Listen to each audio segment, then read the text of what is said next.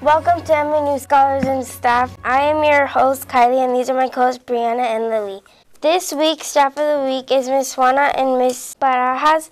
Staff that birthdays this month are Miss Mojica was on October 23rd and Mr. Cho is on October 27th.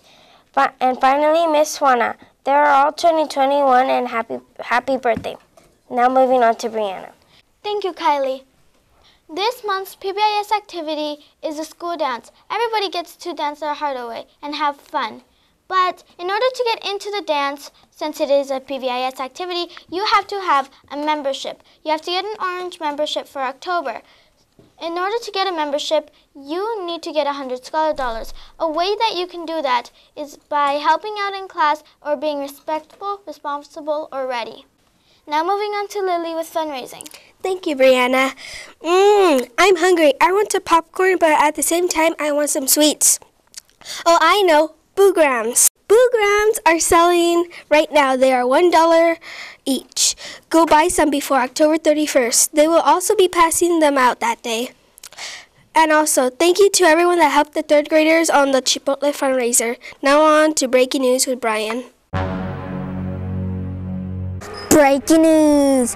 Foursquare's back. Look at these lines. They're so fresh and cold. Look, you could see the old ones that were way back here. Follow me. They were way back here. See these lines right here for Foursquare. And these are Foursquares. And I'm so excited to be playing on these.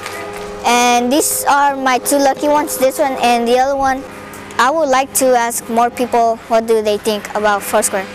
Thank you, Brian. I'm excited for Foursquare. For next week's yard duty schedule for TK and Kinder, we have Miss Carnazzo and Miss Cortez.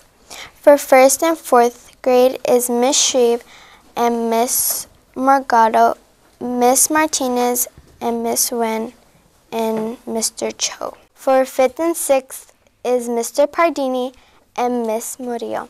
Now on to Ivan. Thank you, Davina. For school sports, we have flag football. The Thundercats forfeited because of some issue, but that is okay.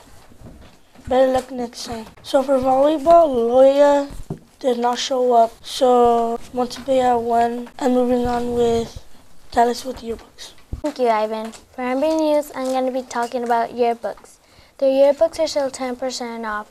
If you buy them before Halloween, you will get 2 free custom pages. So parents, that means that you could add any pictures of your child's, like 10 or 20 pictures, because you get 2 free pages. And if you want to buy a yearbook, go to www.3ring.com/validate. The code is right behind me.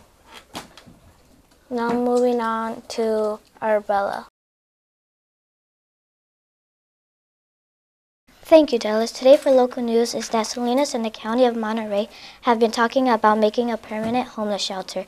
The Salinas City Council has the votes of 6-1. There's no permanent place for the shelter just yet, but the MOU says that it will help continue the operation at West Alisal Street until the place for the shelter is permanent. There's also some other local news. A man sent a voicemail of death threats to Simon Salinas and Luis Alejo, both Monterey supervisors. I'm not going to focus on a lot of bad, but I want to focus on the good. Now on to Isaiah with a national shakeout. Thank you, Bella. An earthquake in San Francisco, California happened on April 18 and started at 5:13 a.m. in 1906. It has left 3,000 and more people dead, also destroying more than 28,000 buildings. To add to the earthquake, and 250,000 San Francisco residents became homeless.